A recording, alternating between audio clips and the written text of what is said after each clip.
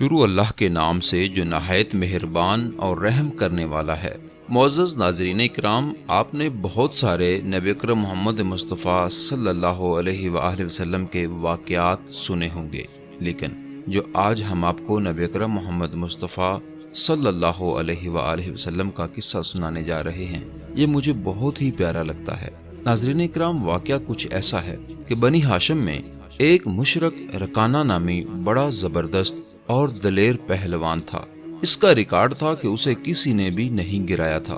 ناظرین، وہ ایک جنگل میں جسے اسنم کہتے تھے رہا کرتا تھا، بکریاں چراتا تھا اور بڑا مالدار تھا۔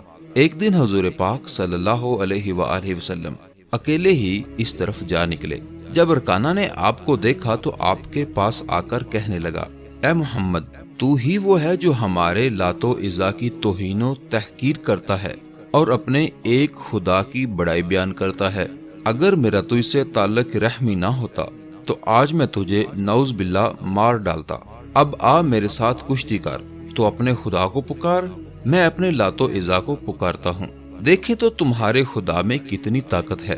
حضور پاک صلی اللہ علیہ وآلہ وسلم نے فرمایا، رکانہ، اگر کشتی ہی کرنا ہے تو چل، میں تیار ہوں۔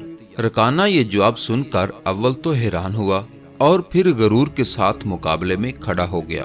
حضور پاک صلی اللہ علیہ وآلہ وسلم نے پہلی ہی جھپٹ میں اسے گرا لیا اور اس کے سینے پر بیٹھ گئے۔ رکانہ عمر میں پہلی مرتبہ گر کر بڑا شرمندہ بھی ہوا اور حیران بھی، اور ساتھ ہی بولا، اے محمد صلی اللہ علیہ وآلہ وسلم، میرے سینے سے اٹھ کھڑا ہو، میرے لات و عزا نے میری طرف دھیان نہیں کیا، ایک بار اور موقع دو اور آؤ دوسری مرتبہ کشتی لڑیں۔ حضور پاک صلی اللہ علیہ وآلہ وسلم سینے سے اٹھ کھڑے ہوئے اور دوبارہ کشتی کے لیے رکانہ بھی اٹھا۔ حضور پاک صلی اللہ علیہ وآلہ وسلم نے دوسری مرتبہ بھی رکانہ کو پل بھر میں گرا لیا۔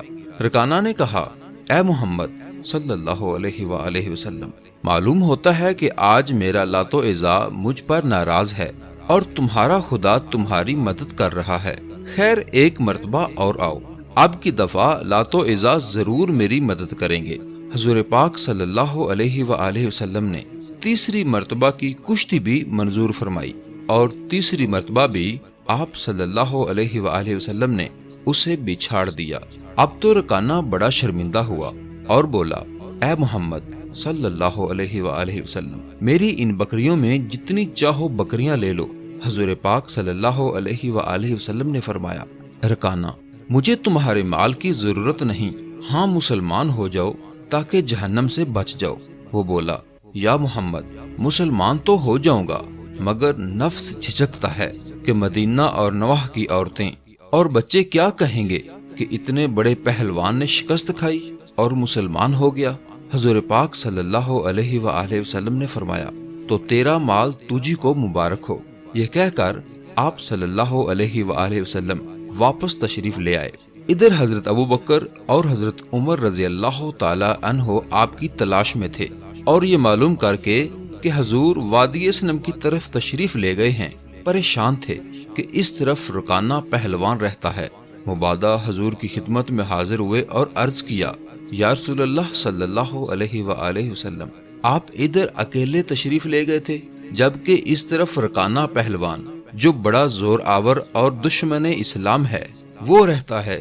آپ صلی اللہ علیہ وآلہ وسلم یہ سن کر مسکرائے اور فرمایا، جب میرا اللہ ہر وقت میرے ساتھ ہے پھر کسی رکانہ وکانہ کی کیا پرواہ، لو اس رکانہ کی پہلوانی کا قصہ بھی سنو۔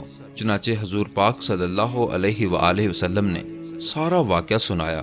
صدیق اور فاروق سن کر خوش ہونے لگے اور عرض کیا، حضور، وہ تو ایسا پہلوان تھا کہ آج تک اسے کسی نے نہ گرایا تھا، اسے گرانا اللہ کے رسول ہی کا کام ہے۔ ناظرین اکرام، ہم دن میں پتہ نہیں کتنی ایسی فضول پوسٹیں شیئر کرتے رہتے ہیں۔ اگر یہ قصہ اچھا لگا ہو تو اپنے دوستوں کے ساتھ بھی ضرور شیئر کیجیے گا۔ اللہ تعالی ہم سب کا حامی و ناصر ہو۔